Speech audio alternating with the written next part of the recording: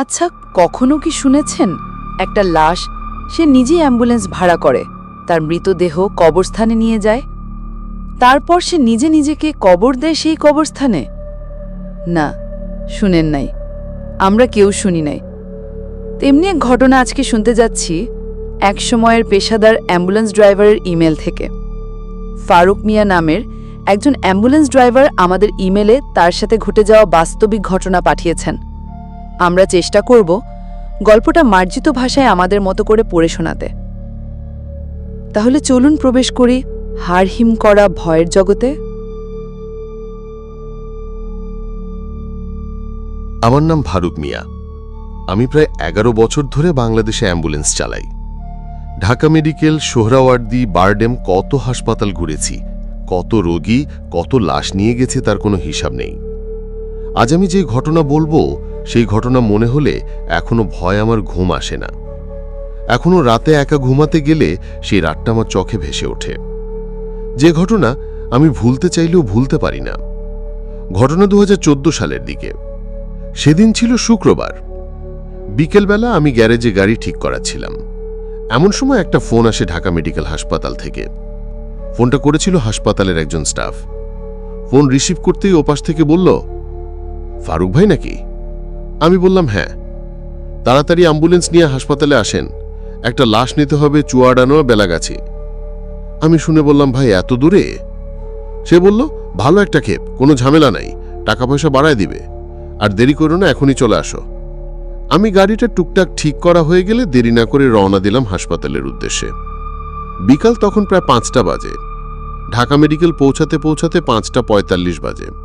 গাড়িটা পার্কিং করে মর্গের দিকে যাই, কিন্তু মর্গে ঢুকে দেখি কেউ নেই। আমি একটু অবাক হলাম। এই সময় তো মর্গের রুম খালি থাকার কথা না, যেমনটা সচরাচর হয় না। লাশ কাটার জন্য ডোম অথবা কোনো স্টাফ তো সবসময় রুমের আশেপাশে দেখতাম। যাই হোক, আমি একটু ঘুরে যখন গেটের দিকে যাচ্ছিলাম, হঠাৎ পিছন থেকে একজন বলল, ভাই আপনি কি অ্যাম্বুলেন্স ড্রাইভার? আমি পিছন ফিরে দেখি একটা ছেলে দাঁড়িয়ে আছে। বয়স আনুমানিক 24 কি 25 হবে। দেখতে খুব সাদাসিধে লাগছিল। চোখের নিচে কালো হয়ে আছে, মনে হচ্ছে ছেলেটা অনেকদিন ঘুমায় নাই। আমি উত্তর দিয়ে বললাম, হ্যাঁ ভাই, আমি ড্রাইভার।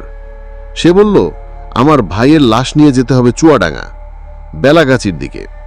আমি বললাম, ঠিক আছে, লাশ কই? লাশ বারান্দা একটা বেডে রাখা আছে, শুধু রিলিজ কাগজ নিতে হবে। আমরা দুইজন মিলে মর্গের অফিস রুম থেকে কাগজপত্র রিলিজ নিলাম। ডেথ সার্টিফিকেটের সাথে আরও কিছু ঝামেলা শেষ করতে গিয়ে রাত 8টা বেজে গেল। ছেলেটা একাই, সাথে আর কেউ ছিল না। দুইজন মিলে ধরাধরি করে লাশটা অ্যাম্বুলেন্সে উঠালাম। আল্লাহর নাম নিয়ে গাড়ি ছেড়ে রওনা দিলাম আমরা। যেতে যেতে ছেলেটার সাথে কথা বলার চেষ্টা করলাম। নাম জিজ্ঞেস করলাম। বলল, রাইহান। আমি মাঝে মাঝে কথা বলার চেষ্টা করলাম। আপনার ভাই কিভাবে মারা গিয়েছে? বলল, অ্যাক্সিডেন্টে। কিভাবে অ্যাক্সিডেন্ট করল? রাস্তা পার হতে গিয়ে 2 বাসের মাঝে আটকে পড়ে। শ্বাসকষ্ট রোগ থাকার কারণে তখনই শ্বাসকষ্ট ওঠে, মারা যায়। এসব কথা জিজ্ঞেস করতে করতে খেয়াল করলাম ছেলেটার আমার কথার উত্তরগুলো ছোট ছোট করে দিচ্ছে, মনে হচ্ছে জোর করে কথা বলছে।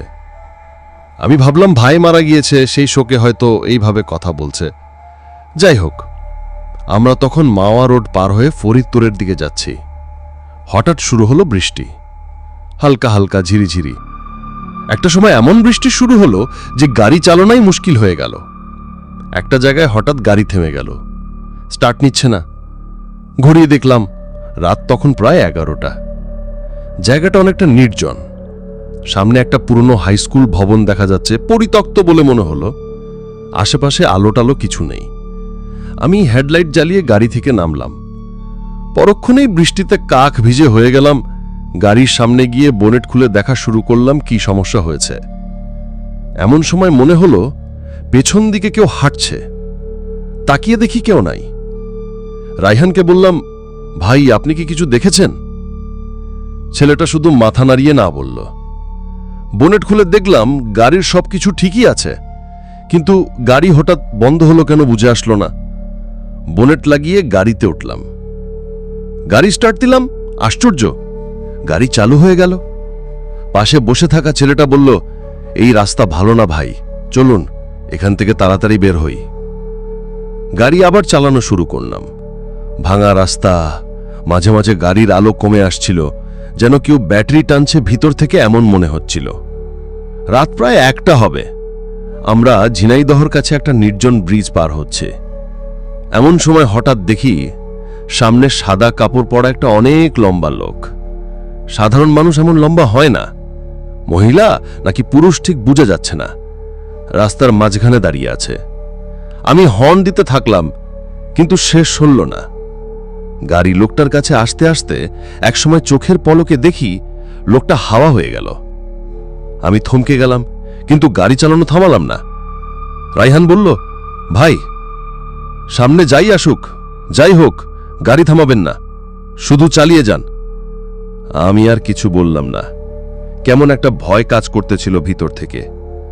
এক সময় রাত 3টের দিকে আমরা পৌঁছে গেলাম চুয়াডাঙ্গা বেলাঘাচি।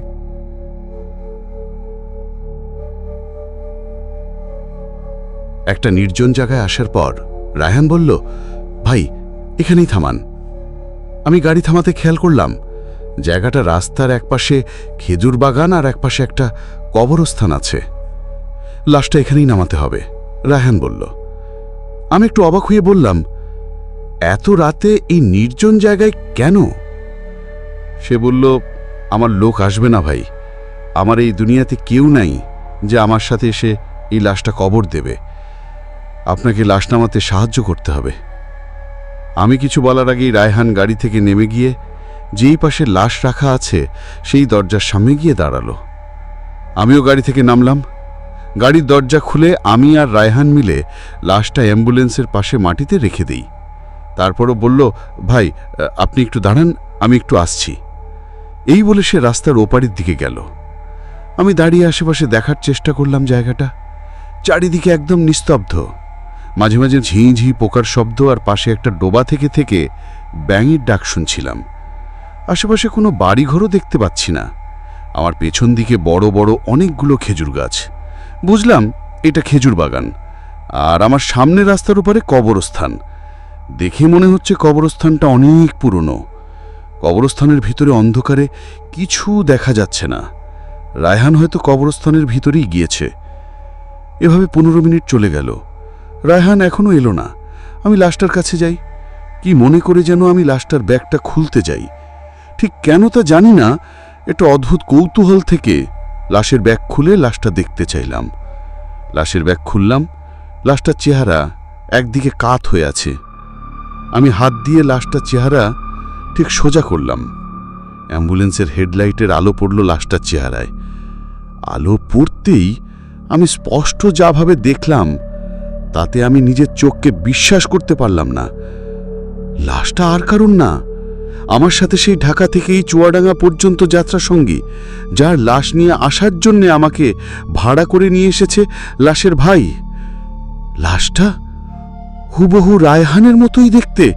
চুল, মুখ, গোঁফ, এমনকি কপালের পাশে একটা ছোট কালো তিল, সবকিছু একই রকম।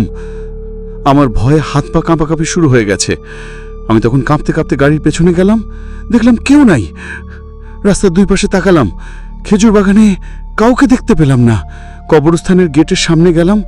অন্ধকারে আর অ্যাম্বুলেন্সের হেডলাইটের আবঝা আলোয় কোথাও কাউকে দেখতে পেলাম না। আমি আবার অ্যাম্বুলেন্সের পাশে আসলাম, যেখানে লাশের ব্যাগটা রাখা ছিল। সামনে আসতেই একে দেখলাম আমি। লাশ যেখানে রেখেছিলাম সেখানে ব্যাগ আছে, কিন্তু ভেতরে লাশ নেই। মাথাটা কেমন যেন ঘুরতে শুরু করলো। গায়ে যেন শক্তি কমে গেল। চোখের সামনে সবকিছু ঝাপসা হয়ে গেল। তারপর আর কিছু মনে নেই। আমি জ্ঞান হারিয়েছি। পরদিন সকালে যখন জ্ঞান ফিরল, দেখি আমি মাটিতে শুয়ে আছি। আমার পাশে কয়েকজন লোক দাঁড়িয়ে আছে। তাদের মধ্যে একজন বলল, ভাই আপনার কি হয়েছে? আপনি এই খেজুর বাগানে কিভাবে আসলেন? তখন আমি কালকে রাতে আমার সাথে ঘটে যাওয়া সব কিছু তাদের খুলে বললাম। তারা সবাই অবাক হয়ে একে অন্যের দিকে তাকালো। বলল, কোন লাশ? কার লাশ? আমরা তো কিছু দেখিনি। তবে আজ সকালে এখানে একটা নতুন কবর দেখা যাচ্ছে। এখানে কালকে পর্যন্ত এই কবরটা ছিল না। আমি উঠে দেখি আমার গাড়িটা আগের জায়গায় আছে। আমি গাড়ি থেকে পানির বোতল নিয়ে চোখে মুখে পানির ঝাপটা দিই। তারপর কবরস্থানের গেটের দিকে তাকালাম। হাঁটতে হাঁটতে কবরস্থানের ভেতরে গেলাম। দেখলাম কবরস্থানের এক কোণায় একটা কবর দেখা যাচ্ছে। দেখেই বোঝা যাচ্ছে কবরটা নতুন। আমি কবরের সামনে গেলাম, কবরটা দেখলাম ভালো করে। কবরের টাটকা মাটিগুলো দেখেই বুঝতে পারলাম মনে হচ্ছে বেশি সময় হয় নাই কবর দেয়া হয়েছে। তারপর আমি মনে মনে বললাম, আমি জানি না তুমি কে, আমার দ্বারা যদি তোমার কোনো উপকার হয়ে থাকে তাহলে আমি খুশি, আর কোনো ভুল হয়ে থাকলে মাফ করে দিও। এই বলে আমি কবরস্থান থেকে বের হয়ে আসলাম।